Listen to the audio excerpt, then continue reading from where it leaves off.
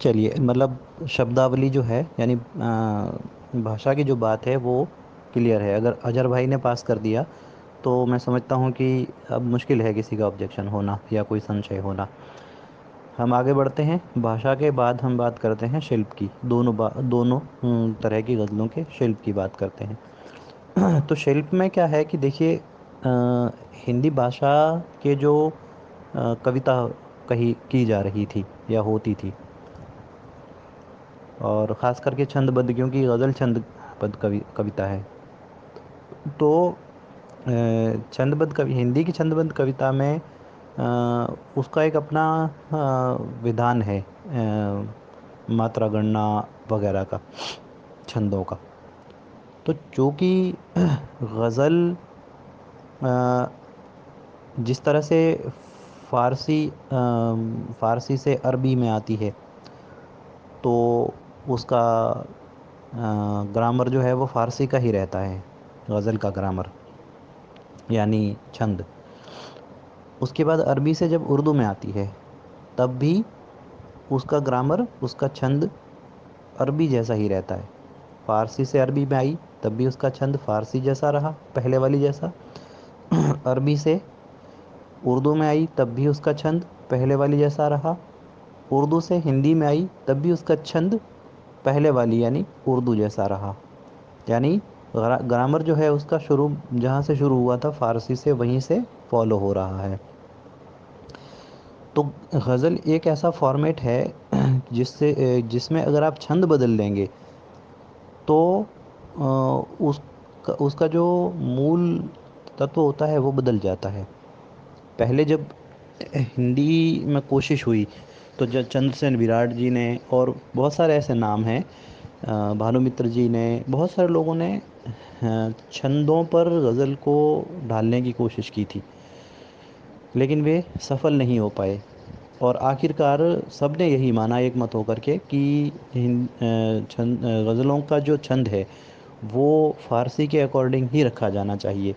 और एक इसी वजह से आगे जो जब चेंजेस हुए थे, जैसे फ़ारसी से अरबी में, अरबी से उर्दू में, तो वहाँ भी पहले वाले छंद को ही फॉलो किया गया था। यहाँ भी पहले वाले छंद को ही फॉलो किया जा रहा है।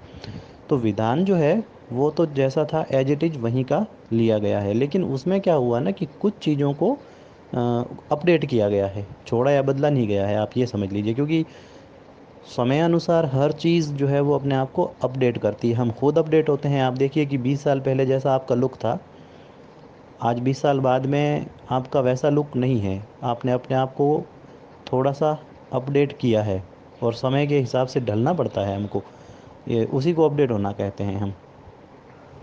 तो यहाँ भी जो है हिंदी गज़ल में भी जो छंद है वो थोड़ा सा अपडेट होके आया है। जैसे एक बार मैंने आपको बताया था, या बात हुई थी हमारी, कि इसमें इजाफत को मान्य नहीं लिया गया है। यानी मान्य कौन करेगा, जिस तरह से प्रयोग में आएगा वैसे फिर वो अपने आप मान्यता प्राप्त करता है। तो इजाफत जो है वो यहाँ पर कम हो गई, मतलब कहीं कहीं आपको देखने को मिल जाती है, लेकिन फिर भी आप जैसे कि उर्दू गज़लों में जो इजाफत देखते थे, वैसी इजाफत आपको हिंदी की गज़लों में देखने को नहीं मिलेगी। ये पहला बेसिकली अंतर है।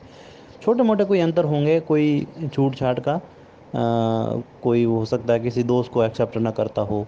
और एक शिल्प का अंतर आप ये समझ लीजिए कि जैसी भाषा में जिस तरह से अभी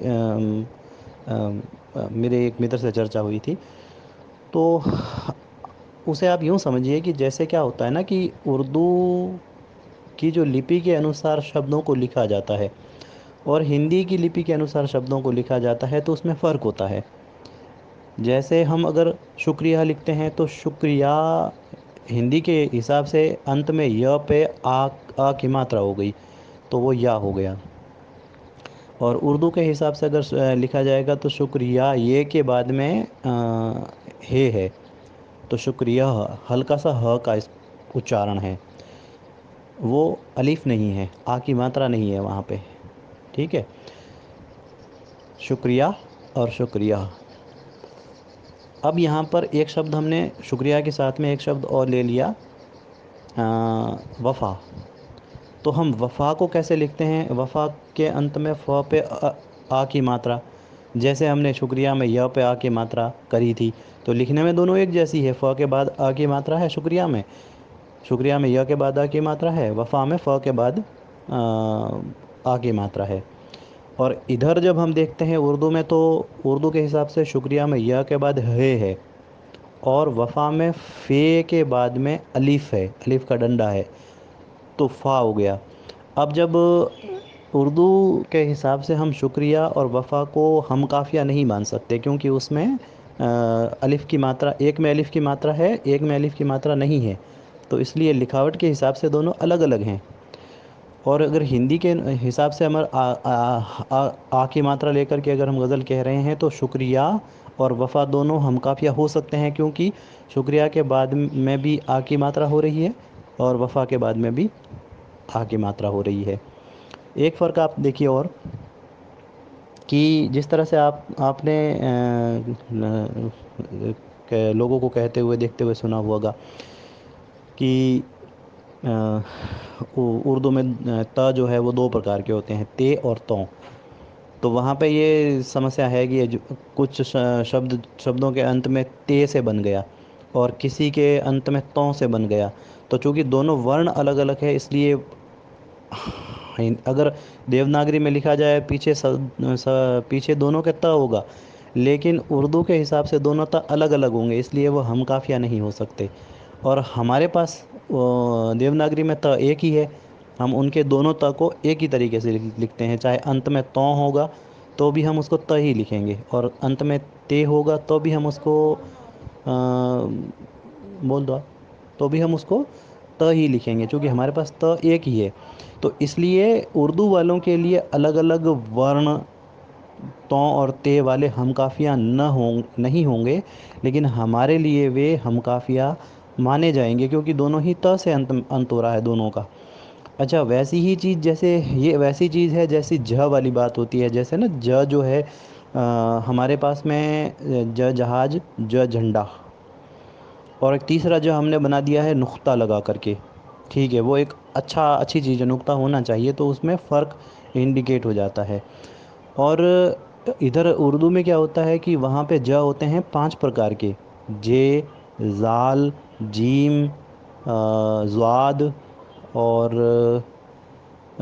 रेज़े, जीम, ज़ाल, ज़ों, और मुझे याद नहीं आ रहा कौन सा है।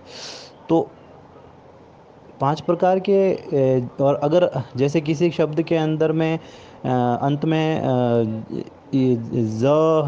ज़ाल का है, और किसी के अंत में जे का ज है, तो वो दोनों हम काफिया नहीं हो सकते। और हमारे पास में ज जो है वो दो ही हैं, जहाज वाला, बिना नुक्ते का, और नुक्ते वाला।